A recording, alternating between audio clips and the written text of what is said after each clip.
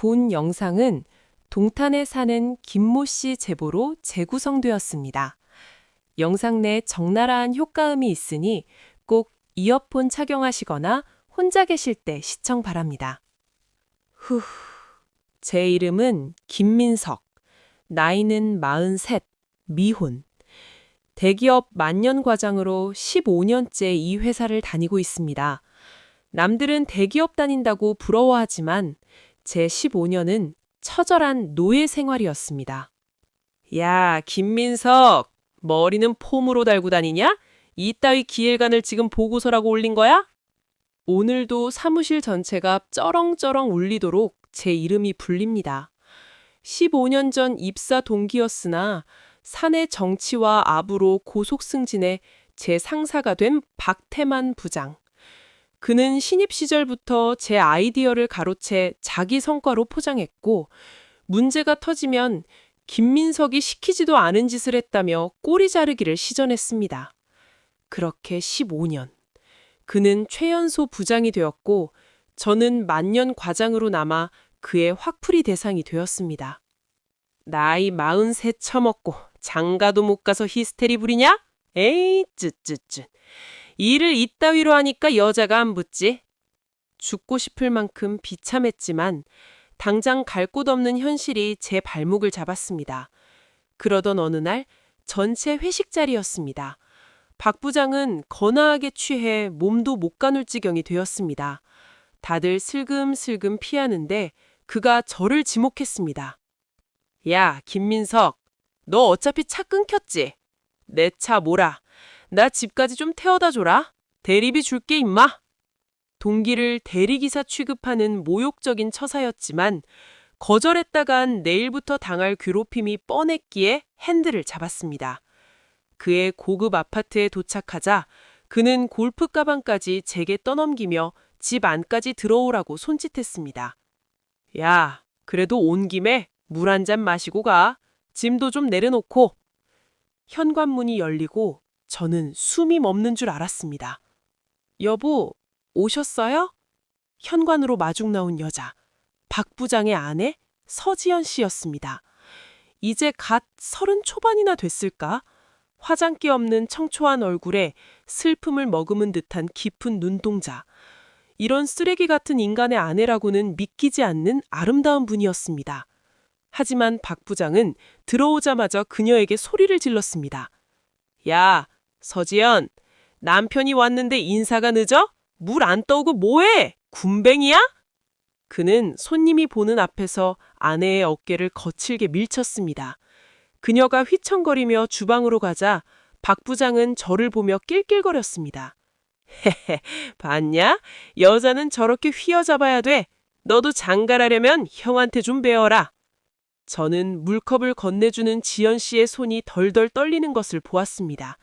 손목에는 멍자국이 선명했습니다. 짧은 눈맞춤. 그녀의 눈동자는 살려달라고 말하는 것 같았습니다. 저는 도망치듯 그 집을 나왔지만 그 눈빛이 잊히질 않았습니다. 그날 이후 저는 핑계를 만들어 박 부장의 집에 서류를 가져다 주거나 짐을 전달하며 그녀와 짧게 마주쳤습니다. 박 부장이 없을 때 우리는 조심스럽게 연락처를 교환했고 대화를 시작했습니다. 알고 보니 그녀는 친정 빚 때문에 반강제로 팔려오듯 결혼한 상태였습니다. 더 충격적인 건 박 부장의 이중성이었습니다.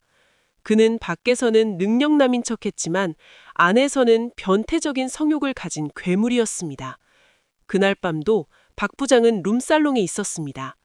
아가씨가 오빠 와이프 완전 연계라며? 하는데 그가 비릿하게 웃으며 말했더군요. 야, 말도 마라. 연계면 뭐하냐? 침대에서는 완전 목석이야, 목석. 반응도 없고 뻣뻣해가지고는 꼴리지가 않아요, 꼴리지가.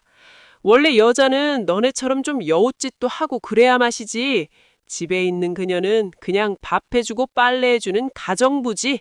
연계 가정부? 하지만 사실은 달랐습니다. 박 부장은 고도 비만에 복부 지방이 심해 정상적인 부부 관계가 불가능했습니다. 살에 파묻혀 보이지도 않는 성기를 억지로 세우기 위해 그는 지연 씨에게 끔찍한 짓을 강요했습니다. 민석 씨, 그 사람 꼭 짐승 같아요. 술만 마시면 옷을 막 벗기고 입으로 하라고 싶어요. 그걸 제 얼굴에 들이밀고 심지어 항문까지 핥으라고 해요. 안 하면 때려요. 그리고 교복을 입으래요. 어린 티 좀 내보라면서. 제가 울면 재수 없다고 손찌검을 해요. 민석 씨, 저 죽고 싶어요. 그녀의 고백을 듣는 순간 제 안에서 무언가 끊어졌습니다. 15년간 나를 괴롭힌 그 인간이 집에서는 이 가여운 여자를 지옥 속에 가두고 있었다니. 지켜보고 싶었고, 그리고 그 짐승에서 그녀를 뺏어오고 싶었습니다. 우리는 박 부장이 지방 출장을 갈 때마다 짧은 데이트를 즐겼습니다. 맛있는 곳에 가서 맛있는 걸 먹고 한강을 걷고 영화를 보았습니다. 단순한 불륜이 아니었습니다. 그녀는 저를 통해 존중받는 기분을 느꼈고 저는 그녀를 통해 지켜보고 싶은 마음을 배웠습니다. 그리고 마침내 박 부장의 일주일 해외 출장이 잡혔습니다. 완벽한 기회였습니다. 우리는 데이트 후에 박 부장의 집이 아닌 제 집으로 향했습니다. 그녀에게 그 끔찍한 기억이 묻어있는 집이 아닌 오로지 저만의 공간에서 해방감을 느끼게 해주고 싶었거든요. 제 자취방에 들어선 그녀는 긴장이 풀린 듯 환하게 웃었습니다. 우리는 와인을 나눠 마시며 그동안 못다한 이야기를 나눴습니다. 취기가 오자 그녀가 제 어깨에 머리를 기대왔습니다. 그녀의 샴푸 향기가 제 코끝을 간지럽혔습니다.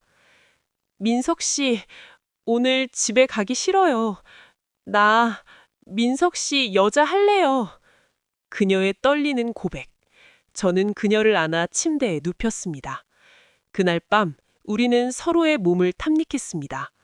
박 부장의 폭력적이고 변태적인 행위와는 차원이 달랐습니다. 저는 떨리는 손으로 그녀의 머리카락, 입술, 목선을 천천히 어루만졌습니다. 아, 민석 씨, 따뜻해. 이게 이렇게 좋은 거였다니. 그녀는 제 손가락이 닿는 곳마다 붉게 물들며 탄성을 질렀습니다. 박 부장에게서는 한 번도 느껴보지 못한 정상적이고 뜨거운 남자의 체온. 그녀의 얇은 슬립이 벗겨지고 하얀 나신이 드러났을 때 저는 그녀를 세상에서 가장 소중한 보석처럼 다뤘습니다. 지연아, 사랑해. 넌 누군가의 소유물이 아니야. 존중받아야 하는 여자야. 제가 그녀의 몸속으로 천천히 들어갔을 때 그녀는 제 등을 꽉 끌어안으며 눈물을 흘렸습니다. 목석이요? 천만에요. 사랑받는 그녀는 누구보다 뜨겁고 정열적인 여자였습니다. 그녀의 허리 놀림은 부드럽고 속은 촉촉하고 따뜻했습니다. 마치 이게 이렇게 좋은 거였냐고 왜 이제 알았냐고 보상받으려는 것 같아요. 우리는 밤새도록 서로를 탐닉하고 15년의 한과 서름을 쾌락으로 승화시켰습니다. 민석 씨, 너무 좋아요. 나 이제 그 사람한테 못 돌아가요. 나도 지연 씨, 이젠 포기 못해요. 지연 씨, 나올 것 같아요.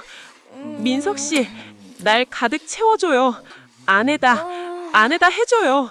더럽혀진 몸 민석 씨 것으로 씻겨줘요. 그날 밤 제 침대는 지역에서 탈출한 두 남녀의 낙원이었습니다. 첫 관계 후 우리는 밤새도록 서로를 탐닉했습니다.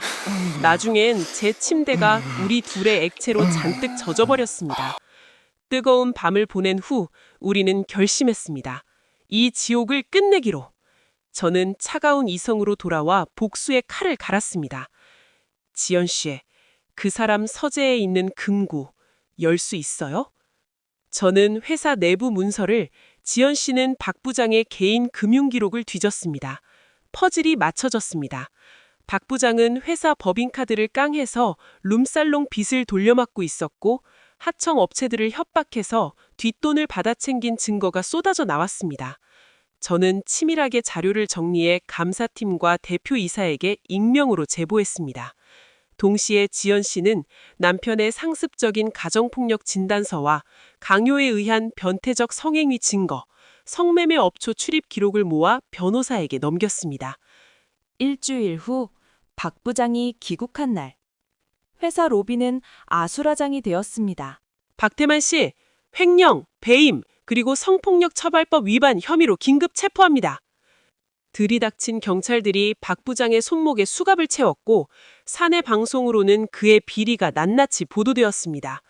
수갑을 챈 채로 끌려가는 박 부장은 로비에 서 있는 저를 노려보며 소리쳤습니다. 야, 김민석, 이거 네 짓이지? 네가 감히 나를 찔러? 내가 가만둘 것 같아? 저는 무표정한 얼굴로 그를 내려다보며 입모양으로만 말했습니다. 잘 가라, 이 변태 새끼야. 15년. 입사하고 나서 박 부장에게 지금까지 무시받고 홀대받으러 희역이 주마동처럼 스쳐 지나갔습니다. 그날 저녁 지연 씨는 유치장에 있는 박 부장에게 이혼 서류를 보냈더더군요. 귀책 사유가 명백해 위자료 한 푼 주지 않아도 되는 완벽한 승리였습니다. 모든 것이 끝났습니다. 박 부장은 감옥에 갔고 회사는 발칵 뒤집었지만 저는 오히려 내부 고발자로 뒤에서 수근거리는 분위기였습니다. 하지만 저는 미련 없이 사표를 던졌습니다. 그곳은 제 청춘을 갉아먹은 악몽의 공간이었으니까요. 1년 후, 저는 경쟁사의 기획팀장으로 스카우트되어 제 능력을 인정받으며 살고 있습니다. 그리고 오늘은 제 인생에서 가장 특별한 날입니다. 신랑 김민석 군과 신부 서지연 양은 웨딩드레스를 입은 지연 씨는 눈부시게 아름다웠습니다. 하객들의 축복 속에 두 사람은 부부가 되었습니다. 전 남편의 그늘도 상사의 괴롭힘도 없는 온전한 우리들의 세상. 신혼여행지의 호텔. 창밖으로 푸른 바다가 보이는 침대 위에서 두 사람은 다시 엉켰습니다. 이제는 숨길 필요도 서두를 필요도 없는 당당한 사랑이었습니다. 저는 지연이의 귓가에 속삭였습니다. 사랑해 지연아, 이제 평생 행복하게 해줄게. 오빠, 나를 아내로 맞이해줘서 고마워. 사랑해. 그녀는 제 목을 끌어안으며 뜨겁게 키스했습니다. 신혼여행 후 어느 날 그녀가 수줍게 제 손을 자신의 배로 가져갔습니다. 민석 씨, 우리 아기 여기서 자라고 있어요. 당신 닮은 아들이래요. 서지연은 초음파 사진도 같이 보여주었습니다. 제 눈에서 환희의 눈물이 흘렀습니다. 44세, 늦깎이 신랑 김민석. 15년의 지옥 같던 과거를 보상받듯 제 인생에 완벽한 봄이 찾아왔습니다. 여러분, 기억하세요. 악마 같은 상사도 지옥 같은 현실도 용기 내어 맞서 싸우면 반드시 끝낼 수 있습니다. 시청해주셔서 감사합니다. 구독과 좋아요는 큰 힘이 됩니다.